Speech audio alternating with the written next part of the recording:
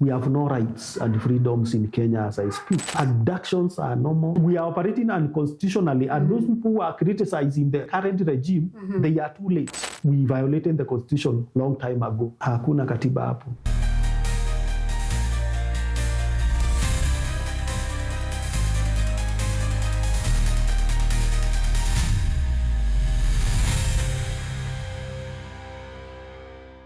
This is the Political Oracle, a segment of the Talkchat podcast. My name is Pendo Setim, and today I'm joined by Dr. Michael Ndonye. Karibu sana daktari. Asante Pendo. Ukoaje? Niko poa, labda wewe? Niko poa pia, you look good. Thank you, Adi. Thank you. Yeah. So today we want to talk about Katiba Day. Yeah, we saw recently President William Ruto declared every August 27 as Katiba Day to commemorate the promulgation of the 2010 Constitution. Yeah. So maybe before we begin our discussion, and actually maybe you can tell us what it means when a president institutionalizes civic celebrations like, for example, Katiba Day. Thank you, Pendo, for first of all having me in this Talkchat podcast. I think it's an interesting place to discuss politics. So, it was the first time since the promulgation of the 2010 Constitution. It's now 15 years old, and it came at a moment when Kenya were hopeful for change. So when it came and it was promulgated, it was implemented during the Jubilee government. Uhuru Kenyatta has lived with it for 2 terms, and he was not able to make it a day to commemorate. So when the president comes out and says we need to commemorate this day, it is a good thing because it reminds us where we are coming from. It is one way actually of institutionalizing a very important moment in the memory of the country. And that is why I think he did well. The hope is that as we go forward, we are going to see more and more celebrations of this day, not after every 15 years, of course. In fact, it is a day we are supposed to commemorate either in the intervals of 5 years or so, or even less than that. So it means a lot, and I think we had a time to reflect on something that was being forgotten, the 2010 Constitution, which was the second constitution since this country gained independence. Of course, second because there were other amendments, but that was a total overhaul of the constitution that we were given by the colonizers. But I think it's a good thing. And of course, the president said it's not a public holiday, so it's a working day, the Katiba Day. And we saw people saying they wanted it to be a public holiday, and so... Kenya has very many public holidays, such that I think we are already tired. We usually have some public holidays which have got no meaning. I don't know why we have some public holidays. And I don't think this should be a public holiday. Maybe to some people it should be. To some others, maybe they feel it is not supposed to be a public holiday because we already have too many public holidays. And also another reason is that the constitution can change again. So it is not something that is going to endure for a long time, even if we make it a public holiday. Unless we make a public holiday to commemorate our constitutional moments. So that at that particular moment we'll be commemorating the constitution at the moment, then that will be okay. This should not be generalized. It may not be specified to the 2010 Constitution if it were to be made a public holiday. But, remember we have Madaraka Day, and we also have the Mashujaa Day. The Mashujaa Day. We also have the other day that now we celebrate the freedom that came with the Madaraka and that kind of a thing. So we can slot it somewhere within those days and celebrate our constitutional moments at that particular day. So it may not be a big deal. To me, it's not a big deal whether it is a public holiday or it's not a public holiday. Okay, now back to Ruto. Since he was the first president to declare Katiba Day, so people are saying that it's ironical, he's being hypocritical, declaring Katiba Day to uphold the Constitution. because he was against it in 2010. Yeah, he was once against it, and now he's celebrating it. And people are saying also the state is going against the constitution in different instances. So it's okay, like maybe we can handle it, Pendo, from the fact that, first of all, we go back to 2010. This is for Gen Zs because they were not there. And if they were there, they never understood anything. Yeah, we were very young. In 2010, William Ruto was Minister for Higher Education. And when the then Kibaki government, it was coalition government between Kibaki and Raila Odinga, and we usually forget Kalonzo Musyoka was in as the vice president. Yeah, sure. And Ruto was leading the no movement because there were two movements, the yes and the no. Unabadilisha msimamo yako kama vipengele ile ulikuwa na shida nayo imebadilika. Sasa kama ulipiga kura no 2005, piga kura no 2010. Hawawezi kupitisha hii katiba. Remember the first referendum that was done in 2005, there was a no and a yes. Yeah. In 2010, there was no, red, and there was yes, green. Yeah. I think so. Yeah. In 2005, there was yes, which was banana, and there was no, which was orange. And that was the birth of orange movement. Maybe most Kenyans, especially the young people, cannot remember that. What was the origin of the orange democratic movement? Now, in 2010, Ruto was with red. Okay. And then Raila Odinga and Kibaki were with the no because that was their child. So Ruto led the no movement. And he had a lot of issues with the current constitution. Yeah. And maybe if we want to look at what he was very much against, he had four things that he was against. Number one, he was against the devolution structure. His argument was very simple, that the draft constitution plan was weak and would not effectively balance the presidential power. To him, it was the issue of devolution structure. It was not okay. The other thing that he was against actually was the population-based representation in the division of the counties, division of the constituencies. He was also against the land ownership clauses in the constitution, and he also had the church concern. He was saying it was not balanced to have religious institutions, some of them like the Muslim being given Qadi courts, whereas the country was on the other side. And let me tell you, during that time when he organized the no movement, 60% of the Rift Valley voted no. For the constitution. So, for the constitution. So we can say 60% of the Rift Valley in 2010 did not endorse this constitution. But should we always be going to the past to predict the future? Ironically now, immediately after the constitution was promulgated, that it was put in place, Kibaki ruled for only 2 years after that. And then Ruto came in as deputy president with Uhuru Kenyatta as president. And for the last 15 years, Ruto has been at the forefront of the government, actually inside the presidency, that is supposed to implement the constitution. Now he is the president.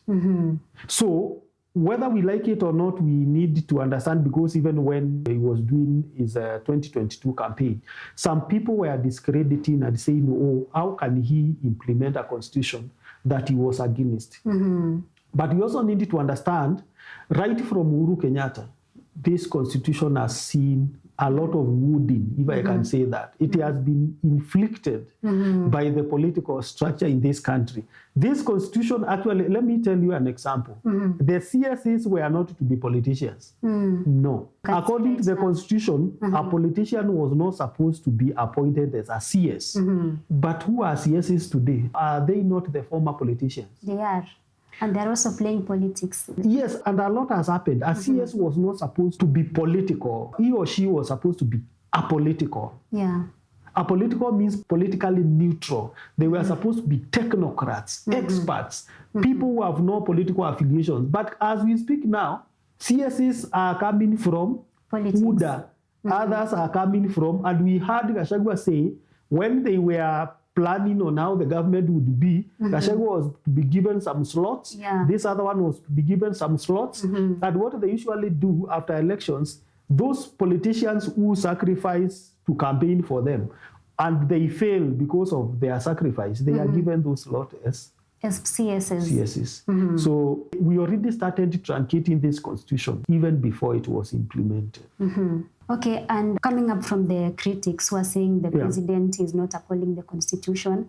For example, Gachagua said that the president has defied the constitution from chapter 1 to the last chapter. Dan Manzo, the senator for Makueni, also said that it's ironical that we are celebrating Katiba Day when the state is not upholding the constitution. But also, again, during the Katiba Day, we saw political hopefuls. For example, David Maraga, he unveiled his political philosophy. So the question here, I can frame it like this, Daktari. How can politicians use constitutional fidelity to help them in their own, maybe, agenda, especially when the ruling president, for example, is not upholding the constitution he is championing?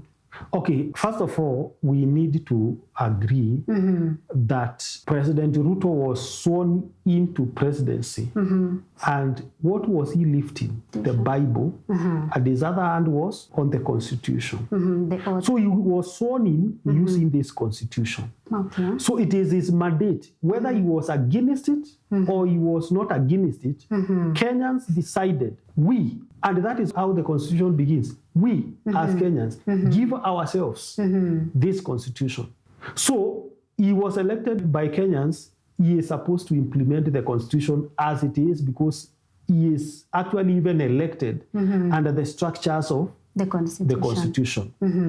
So to start imagining that he is in a place where he cannot implement the Constitution, that is way too much of a simplification of the role of the president. And that one should not actually excuse him from being held accountable if he violates the Constitution. And as I have said, actually, remember, the Constitution has not started being violated with the Ruto, and I can tell you. The violation started immediately. The first reshuffle of the CS of the cabinet was done by Uhuru Kenyatta. Immediately, actually, he started fixing in politicians. And Kenyans started talking. Media talked, and they kept quiet. The next time, by the time we were realizing, for example, all the CSs were politicians and former politicians. Today, no one asks those questions. Why is it that this does not follow the Constitution? The second thing, we have amended the Constitution in many ways. I remember when the former governor for Nairobi, Mike Sonko, was impeached. There was a certain thing which was formed unconstitutionally. It was called Nairobi Metropolitan something, which was put under general. I remember. It is not in the Constitution. It is not in Chapter 11. So they crafted something against the Constitution, and things moved as if everything is okay. And no one talked. And I can mention as many issues with the current implementation of the Constitution as possible, such that I can assure you, by my own estimation, around 40% of the Constitution 2010 has been violated. And the violation has been normalized. The violation has not only been normalized, but institutionalized in the counties. It has been institutionalized in the national government. We created the 2010 Constitution to remove a lot of powers from the president. Today, everyone looks at the president, but we created 47 counties so that we have a kind of more of a ceremonial president who has no powers. But we have added powers to the president again by praising him and demanding all the accountability even of our families to the president. So even by perception, we have violated the Constitution. As long as everything that happens, even down the counties, we blame it on the president, but we have already by perception actually deemed that we need a president as in the first Constitution. And that is why even now people are comparing William Ruto and Kibaki. Why? Kibaki was in the old order. The way he did things, we expect Ruto should do the same way. But the constitution and the structures and the powers of the president were different. So we are eating the cake and we are demanding to have it. Okay. It is actually ironic, as you are saying. It's ridiculous. What should be done? Nothing. We just need to go back to the constitution, leave the president and focus on where the Chapter 11 led us. Why are we giving President Ruto a lot of power and a lot of expectation from him? Why? And he himself, he is taking that as an advantage to wield power and to show Kenya, if I want to move things, they will move. He has no such power in the constitution. But you will never change the perception of Kenyans to move away from an autocrat president to a president who devolved power to 47 other leaders. We call them governors. Every county has got its own governance structure. Parliament, executive, they have the legislature, which is the county parliaments. They have everything that they need to function autonomously, but they don't. They rely on the president. They pay tribute to the president. If they are not working, the president has the power to sack them. Actually, they use backdoor forces to have the governor who is not doing along the line and who is not paying tribute to them to be impeached. And that is why I usually say, in the current structure, which is unconstitutional, no governor can be impeached by MCAs. Unless that governor is impeached from above, no governor can be impeached from below, out of experience. And that experience is an experience of a violated Constitution 2010. We have no constitution here. We already drew it out of the window. So we are operating unconstitutionally. We are operating unconstitutionally, and those people who are criticizing the current regime, they are too late. They should have done that a long time ago. When they are in government, the government is okay. But when they are outside, it is not okay. The constitution is not supposed to apply to the interests of some people.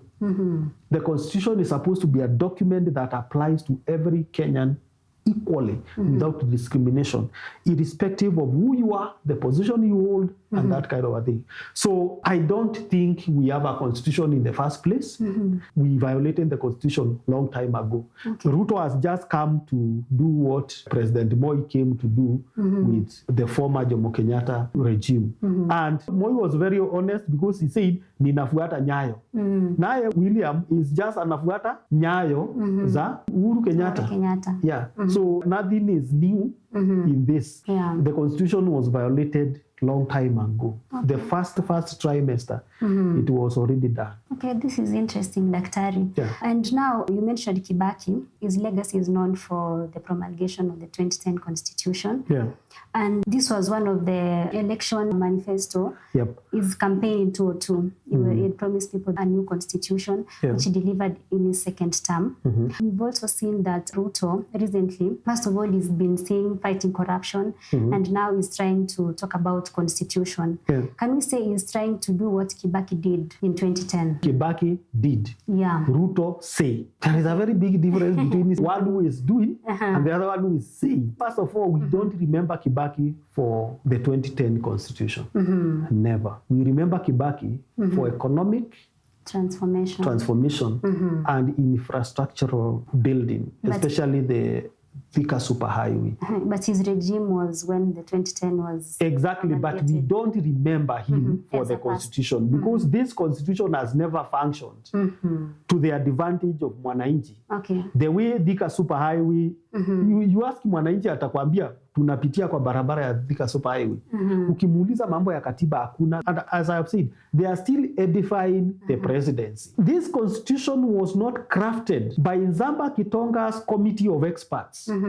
They never envisioned a powerful president. Full stop. They envisioned in Chapter 11 of the Constitution to devolve power, to devolve resources to the counties.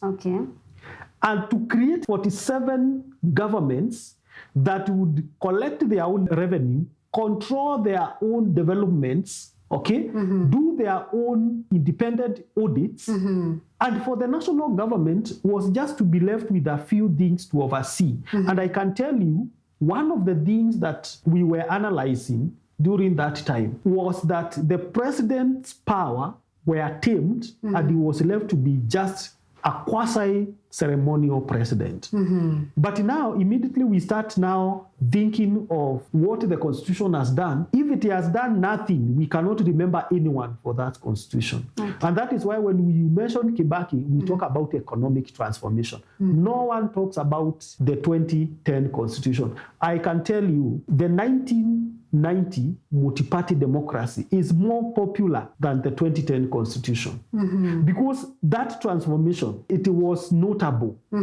But the transformation by the 2010 Constitution is not notable.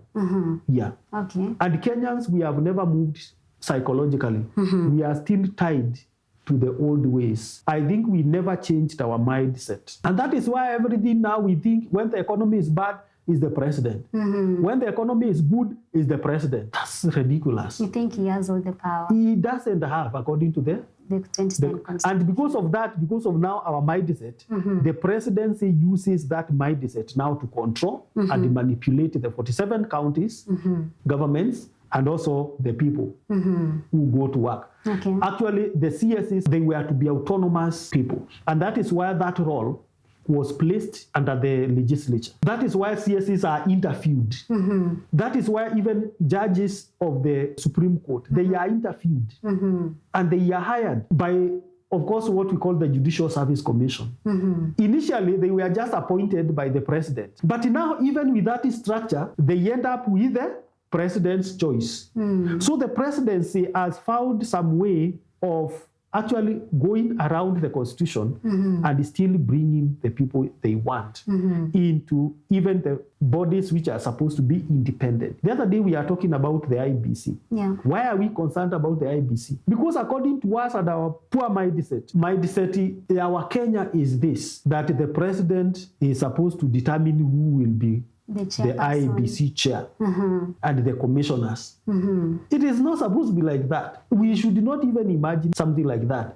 But we have normalized it. We are asking the president to ensure that the IBC is well constituted and inclusive. What are we telling him? We are giving him power. But the Constitution does not say that. No. The Constitution, this is independent. That is why it is I, E, B. I means independent.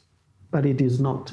So the presidency has appropriated that mindset to do whatever they want with the judiciary, with the executive, with the legislature. Okay. Yeah. Also, as you just said, the 2010 Constitution was meant not to give the president so much power. For the past 15 years, what have we seen in terms of the power given to the president and how is this related to Ruto's government?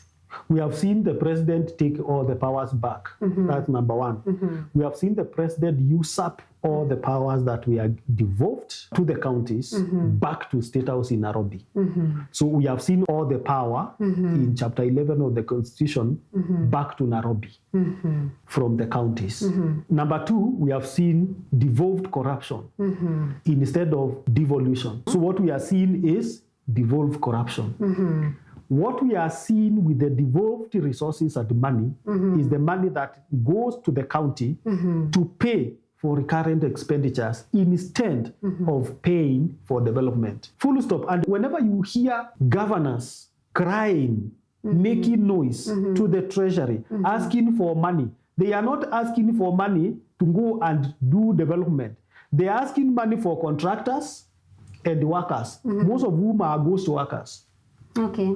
The contractors are their own companies. That is in the public domain. Yeah. So what has devolution done? Nothing. Actually, if you ask them, they will tell you, oh, through devolution, we have seen education. Kulikuwa tu na CDF. In fact, Kibaki's CDF plan, which was introduced during his time, did more than the billions which are going back to the counties.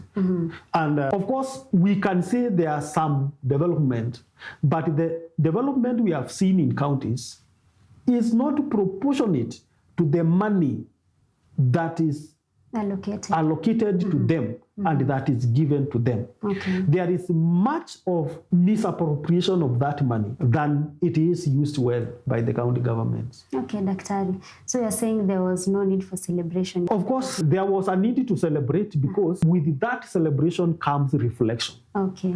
Because now we can reflect and see, was this horse meant to be a camel? Because it was made by a committee. Maybe we never took time to change our mindset. We received a baby, the 2010 Constitution, but we were not prepared. We wanted to divorce ourselves from the old order, but we did not change our mindset and let the old order go. Our mindset is the mindset of the old Constitution.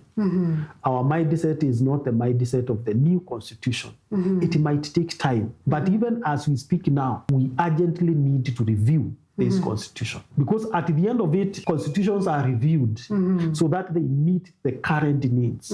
So currently, even what you see, we are calling the Gen Zs, we are saying the Gen Zs are being killed. It means insecurity. The 2010 constitution had one of the most elaborate and comprehensive Bill of Rights. We have no rights and freedoms in Kenya as I speak. Has that started with Ruto? No. It has been there. It was there. It was actually from 2017 coming this way. There has been a lot of violation of human rights. Check the numbers, check the data from the Human Rights Commission, and you'll be shocked how the Bill of Rights has been thrown out of the window and no one cares. And what we can tell our people is what we are hearing from the government. And now we are normalizing even violence. You can shoot and maim. Abductions are normal, so hakuna katiba hapo. Okay, Daktari, thank you so much for the discussion that we've just had. Yeah. We've come to the end of the Political Oracle. Until we meet next time, bye-bye.